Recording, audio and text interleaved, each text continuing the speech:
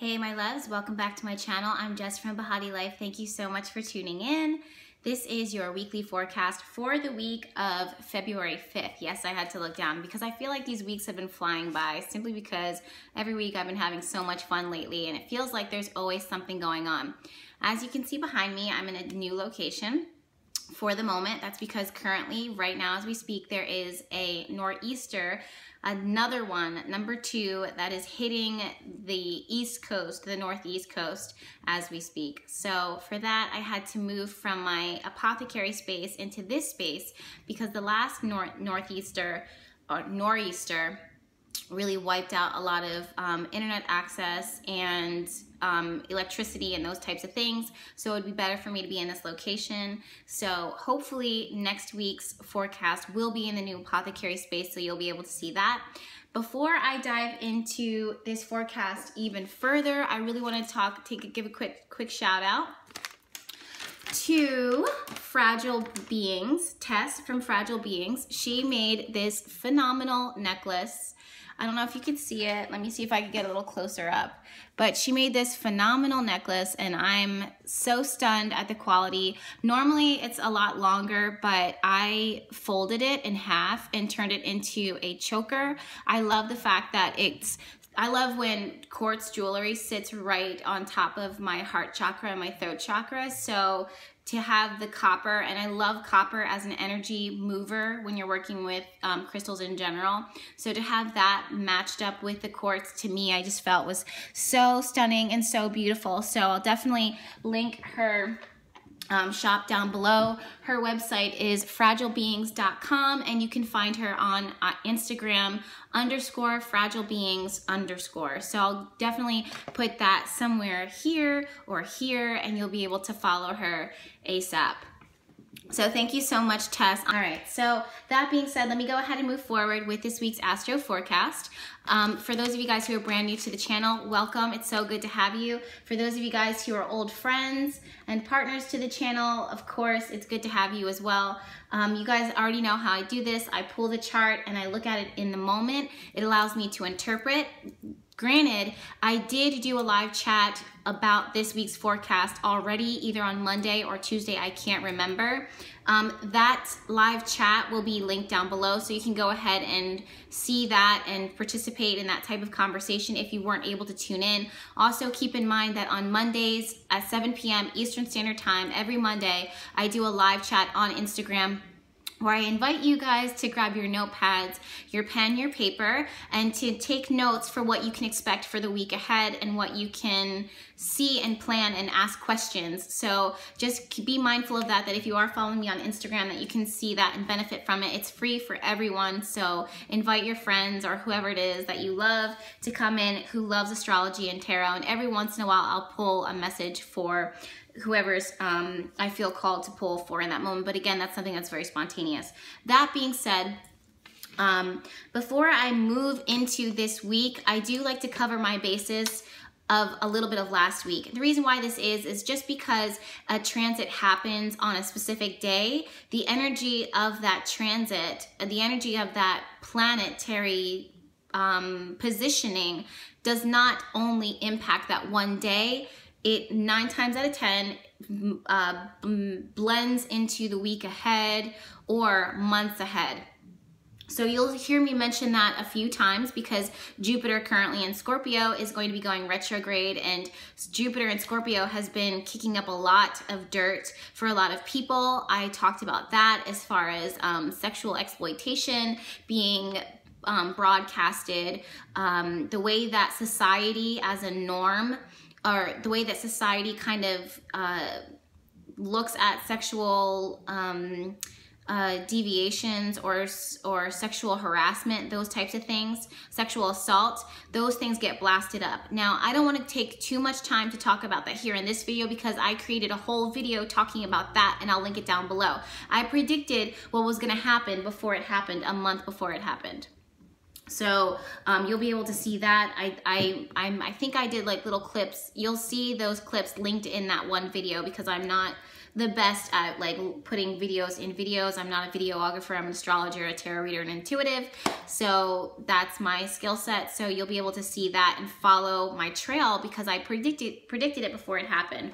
But that being said, the full moon, now it's Wednesday now when I'm filming this, but during the live chat, I mentioned that the full moon that happened on the 2nd, roughly around the 2nd, depending on your time zone, the full moon in Virgo is something that we're still going to be feeling at least until the beginning of this week, and the after effects kind of trickle.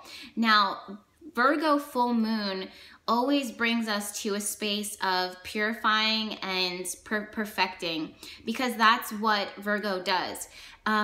The very opposite of Virgo, the sign Virgo, is Pisces, and Pisces has a tendency to kind of blur lines and blur boundaries because we want to be of service to others, we want to help people, and we come from a very compassionate place.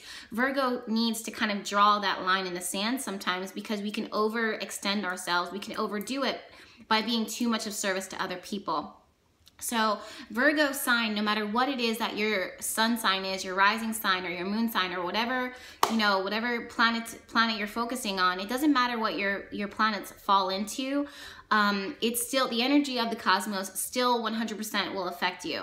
So Virgo brings a message and an energy of moving into a space of really kind of checks and balances almost, and purging and and assessing, like really assessing and perfecting your everyday life and the things that you do every day, because it's these small things.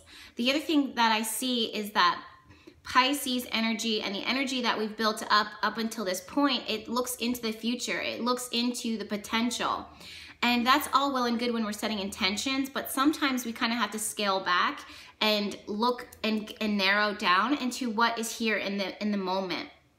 So it's good to dream, it's good to think big, it's good to visualize, but also bring that visualization to right here today. Virgo is amazing for creating organized routine and regimen for getting you to where you need to be for the long haul. So revisiting that and perfecting. So one thing that I'm seeing for this week is the fact that the Sun and Neptune are going to be perfectly conjunct each other, and that was on Sunday. This creates heightened intuition. It creates heightened sensitivity. Virgo is very sensitive to begin with because it just picks up on certain vibes, and it's like has a tendency to kind of frazzle itself and burn itself out. So during this time on Sunday and the few days to follow it, so I want to say 3 to 4 days, so up until Thursday, really be mindful of your feelings and energy around you, because that's sending signals of what you need to kind of cut out and remove. Virgo again wants to kind of purify and organize and get things perfect as possible. Without beating ourselves up, we want to strive to be our highest and best self. The best way to do that is to zero in on what isn't working and begin to find what works, exalt that, work to develop that, and then also maybe delegate or remove or reprioritize the things that are no longer important or maybe not as important as other things, and then put your attention into that. The other thing that I'm seeing is we're about to enter into springtime, and springtime is all about spring cleaning. And Virgo is all about, again, purification and making sure that your space is clean, that your space is organized. And when you have those, making those small steps or dietary steps, making sure that your diet is as whole as possible, because again, our energy, our bodies are so sensitive right now to anything and everything. So that includes the things that we're putting into our body. If our bodies are getting artificial sugars, which is the biggest no-no ever, if you're overdoing coffee or overdoing junk food or bad food or heavy food or meats, whatever it is, you have to find your perfect diet, because when your body is fueled, you'll able to do more physically, feel better mentally, be more connected spiritually, feel better emotionally. All of it's 100% connected, all by making a small change in the here and now. So those are things that I see. The other thing too is, I was saying this in the live chat, is how cute Venus and Mercury are this week. Now, the quote that I used for them in the live chat was, I said they're like Hansel and Gretel.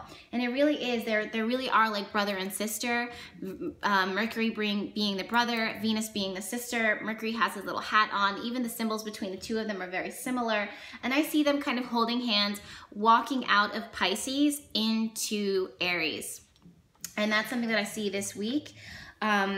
On the 4th, Mercury and Venus are together. They meet up and they say, look, you know what? It's been really great. Venus was loving the energy of Pisces. Mercury, not so much. So they are going in together hand in hand as they walk into the energy of Aries.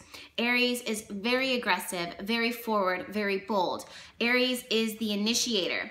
Venus rules love, beauty, aesthetic, values. Mercury rules communication, mind, thinking. So now we have gone from visualizing and painting and being creative and using our imagination and our intuition and seeing the picture and at least allowing our minds to kind of drift and be open to those messages and be creative, to now taking action on that. So hopefully you're not so brand new to the channel that you've missed, you know, those transits from the past. Or if you are an old friend to this channel, hopefully you took what I said very seriously and stepped into a space of allowing yourself to flow with the energy of the cosmos so that you could visualize, so that now you can take action. It's not too late. But during this month, as we move ahead, Mercury and Venus want you to become more bold and assertive and dominant with going after the things that it is that you want. Certain things will actually kind of be more bold. You want to be more bold and assertive. I see people moving away from blues and purples and lavenders and silver to red, black, gold, in silver too. So more assertive, more in your face, more dominant, right? The other thing that I said that I saw during the live chat is the fact that if you are going, even though Mars is currently in the sign of Sagittarius, I still see minds, and the reason why I'm bringing up Mars, is because Mars rules action and our ambition and how we go about achieving things, but Mercury rules where our mind and our head is at. So for those of you guys who have taken that time to kind of visualize their perfect career, this is something that I've been seeing for a lot. In the live chat, you heard me mention someone's buying a house, and to be very assertive and not really flexible. I don't want to say not flexible, but really asserting what it is that you want to pay and stating that and watching what comes from that, because your bold words, your assertions, you declaring things, you establishing things is going to help you to get a higher reward. So I see people like mentally coming in sharp, ready to go. The other thing is that if you are going after a job, expand your horizons. If you need a new career, look big. Don't really, sell yourself short. Look large, look big, look out there at things that maybe you wouldn't have entertained, and be assertive with it. Some things people say, oh, they would never accept me, so I don't want to put my resume in. Well, now you'll never know because you didn't even try. Mercury is in Aries is very bold and needs you to be action-oriented and be assertive with what it is that you want. And Venus says, you know what, again, be another word, be assertive with the things that it is that you value and what you find beautiful and stunning. Don't sit on your ass waiting for someone to come to you. Go out there and make some ripples, some ripple effect. Even if you're a naturally shy person, it's okay for you to step out and say, like, look, I disagree with you, or look, here, I am qualified, or look, if you hire me, I'm an asset to your company. I will make you more money. You need me. There's nothing wrong with saying that. Again, there's nothing wrong with saying that. Mercury rules what we say. Mercury rules what we communicate, how we think. And you need to realize your value and your self-worth and what it is that you do give to, to any project that it is that you touch. All right, so that's something that I see there. That Mercury and Venus officially enter into the sign of Aries on the 6th. That's a Tuesday, so be open to that. The biggest thing that you're gonna see this week is the fact that on the 8th, Jupiter, currently in Scorpio, is going to move into retrograde motion. Now again, I'm not gonna go so far and deep into what Jupiter in Scorpio means because I made a full video about that and you can see that down below, so please go ahead and check that out. But when Jupiter is in Scorpio and when it's retrograde, the energy of the planet kind of sucks in. Now, Jupiter as a whole, you know, we all look at Jupiter and we say, oh, he gives blessings and abundance, so now everything's gonna like dry up. That's not essentially the case, but it does want to go inward, and you want to work with go to the energy of Scorpio and focus on what Scorpio is connected to. And what I'm seeing for a lot of people is the fact that Jupiter rules like a lot of our assets, like our, you know, abundance and like extravagances and that type of stuff. Scorpio is always 100% connected to debt and money that belongs to others, our credit, sex, passion, transformation. I'm gonna sneeze. Oh my gosh. You know when you're about to sneeze and then the sneeze just disappears and then you're like, huh, and then it comes out of nowhere? That's what that was. But anyways,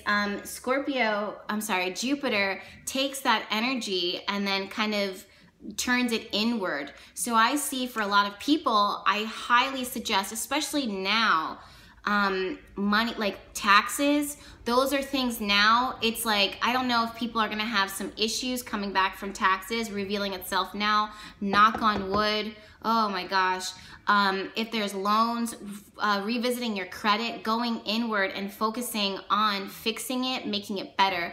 Now remember the full moon in Virgo, even though it was last week, late last week, the energy of that is still kind of lingering here.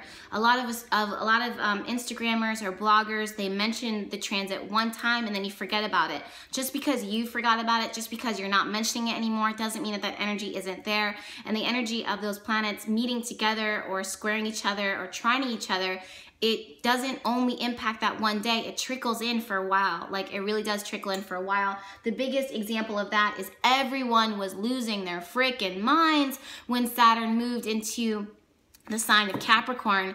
And when that happens, yes, for some people you feel it in that moment. For some people they feel the shift and they talk about it then. Sorry guys, my legs are killing me right now. They talk about it in that moment, but let me fix this a little bit. There we go. But it's now during this, like here and now in this day and age, in this moment in time, that we really are starting to feel the heaviness of it because we're right in the thick of Saturn in Capricorn. So definitely revisit the video that I created for that and be aware that Saturn is working to kind of restructure the things that need to be restructured within our own life, especially the government. We're going to see that and definitely in our economy. Those are things that can manifest itself.